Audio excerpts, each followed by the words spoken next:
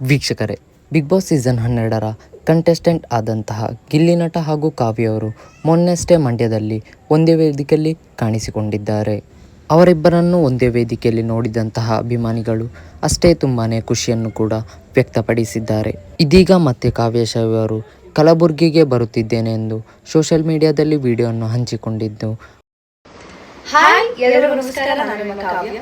ಇದೇ ಮೇ 23ನೇ ತಾರೀಕು Hyderabad doctor SM. ಕಲಾವಿದರ ರಂಗಮಂದಿರ ಕಲಬುರಗಿ ಸಂಘದ ವತಿಯಿಂದ ಹೈದರಾಬಾದ್ ಗುರುಬಂಡಿ ಅವರ ಕಲಾವಿದರ ಹಾಗೂ ವಿದ್ಯಾರ್ಥಿ ರತ್ನ 23ನೇ ತಾರೀಕು ಗುರುಬಂಡಿ ಅವರ ನೇತೃತ್ವದಲ್ಲಿ ವಿದ್ಯಾರ್ಥಿ ರತ್ನ ಹಾಗೂ ಸಾಧಕ ರತ್ನ 2026 ಪ್ರಶಸ್ತಿ ಪ್ರದಾನ ಸಮಾರಂಭಕ್ಕೆ ನಾನು ಬರ್ತಾ ಇದ್ದೀನಿ.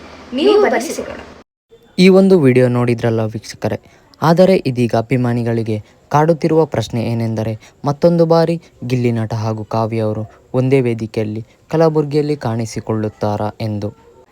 ನೀವು ಇವರಿಬ್ಬರನ್ನು ಒಂದೇ ವೇದಿಕೆಯಲ್ಲಿ ಮತ್ತೊಂದು ಬಾರಿ ನೋಡಲು ಕಾತುರರಾಗಿದ್ದೀರಿ ಎಂದಲ್ಲಿ ಕಮೆಂಟ್ ಮೂಲಕ ತಿಳಿಸಿ.